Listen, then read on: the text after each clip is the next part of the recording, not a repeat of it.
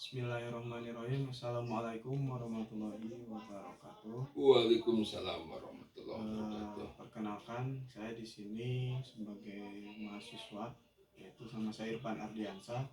Terus di sini juga ada tokoh agama. Di sini ada Bapak Herdi Mulyana. Terus beliau adalah tokoh dari DMI, MUI, serta Nahdlatul Ulama, yaitu yang berada di kota Tasikmalaya. Langsung saja, saya mau mencari di sini tentang hukum waris ya. Nah, di sini kan banyak ya yang belum tahu tentang hukum waris juga. Terus jadi saya itu mau menanya-nanya ke Bapak Herdi. Bapak Herdi, saya mau menanya bagaimana tentang hukum waris, serta boleh dijelaskan paparannya. Ya, baik, bismillahirrahmanirrahim. Di dalam agama Islam, semua penganut yang beragama Islam itu harus mengikuti hukum Allah. Sebagaimana Allah berfirman di dalam Al-Quran, wa malam yahkum bima anzalallah faulaika humul kafirun. Bahkan 3 ayat di sana. Faulaika humul fasikun, faulaika humul zalimun. Artinya, barang siapa yang berhukum dengan hukum yang tidak diturunkan oleh Allah, maka dia termasuk golongan kafirun, orang-orang kafir, fasikun, orang-orang fasik, dan zalimun, orang-orang zalim. Artinya tempat mereka tidak diizinkan memasuki surganya Allah ketika orang-orang tersebut meninggal dunia. Nah, termasuk di dalam perkara waris. Jadi ketika ada orang yang meninggal dunia, maka akan mengakibatkan harta warisannya menjadi hak dari ahli waris. Nah, maka di dalam Islam itu diatur mengenai harta warisan. Jadi di sini ada 3 unsur. Yang pertama adalah si pewaris, orang yang meninggal dunia yang mempunyai harta warisan. Kemudian harta warisan itu sebagai harta yang akan dibagikan kepada orang yang berhak, yaitu ahli waris, dan ahli warisnya, yaitu orang-orang yang mempunyai hak mendapatkan ahli waris. Nah, ini semua diatur di dalam agama Islam dengan prinsip yang sangat khas gitu, bahwa antara laki-laki dan perempuan itu ada perbedaan. Kalau perempuan 1 bagian, kalau laki-laki 2 bagian. Nah, itu yang membedakan. Sedangkan di hukum-hukum waris yang lain, yang hukum waris barat, yang berlaku bagi warga negara yang non muslim, itu biasanya memakai kitab undang-undang hukum perdata untuk membagi waris. Nah, di Indonesia khusus untuk yang beragama Islam berlakulah hukum Islam, di mana hukum Islam itu bisa dilihat di dalam Al-Quran surat An-Nisa mulai ayat 7, 11, 12, 33, 176, kemudian di dalam hadis Rasul, dan di dalam kitab-kitab fikih atau jurisprudensinya. Di Indonesia ini sudah diundangkan ya di dalam kompilasi hukum Islam. Nah, jadi kalau misalnya berbicara tentang warisan sudah mudah ya kalau orang-orang Islam di Indonesia itu merujuknya kepada kompilasi hukum Islam. Nah, begitu mengenai hukum waris ya. Terus di sini juga saya mau bertanya lagi ke Bapak Herdi, bagaimana jika utang pewaris itu lebih besar daripada si harta warisan yang didapat gitu? Ya. Rasulullah SAW pada suatu hari ada sahabat yang meninggal dunia.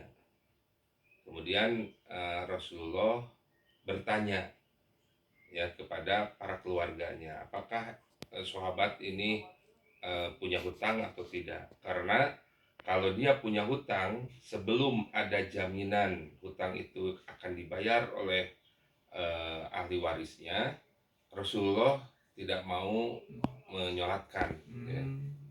Nah, makanya di dalam eh, kegiatan sebelum menyolatkan, sebelum menguburkan, itu biasanya dari pihak keluarga ada yang berpidato bahwa apabila ada yang pernah merasa eh, mempunyai utang gitu ya, artinya si ahli mayit ini mempunyai hutang kepada siapapun, silahkan menghubungi keluarga, dan keluarga menyatakan bahwa ahli mayit ini terbebas dengan hutangnya. Jadi di apa namanya ditanggung oleh keluarganya. Nah, demikianlah di dalam kehidupan, kalau misalnya si pewaris ini meninggal dunia, dia itu mempunyai hutang.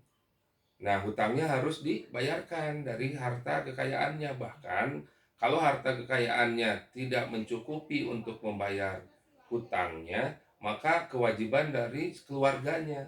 Artinya keluarganya bukan saja dia tidak mendapatkan warisan karena hartanya dibayarkan ke hutang si pewarisnya, bahkan si keluarganya itu juga berkewajiban untuk membayarkan kalau misalnya dia mempunyai rasa sayang cinta kepada si pewaris ini ya, supaya nanti menghadap kepada Allah dalam keadaan dia tidak punya utang begitu. Jadi kalau misalnya ahli waris si pewarisnya itu banyak utang, bahkan harta warisannya lebih banyak hutangnya daripada harta warisnya, maka si ahli waris itu boro-boro dapat harta warisan, dia wajib juga memberikan bayaran kepada si para piutang itu. Itu kalau di hukum Islam seperti itu. Terus terakhir satu lagi ya Pak. Terus di sini ada, saya mau bertanya lagi, apa saja yang menjadi penghalang seorang untuk jadi ahli waris gitu? Adakah penghalangnya gitu? Ya, seseorang bisa dikatakan dia tidak bisa mendapatkan harta warisan. Ya, satu, kalau misalnya dia murtad. Jadi kalau misalnya dia keluar dari Islam, di salah satu ahli waris itu, anggota keluarga itu tidak bisa mendapatkan harta warisan, pembagian harta warisan. Terus yang kedua, dia pernah dihukum ya karena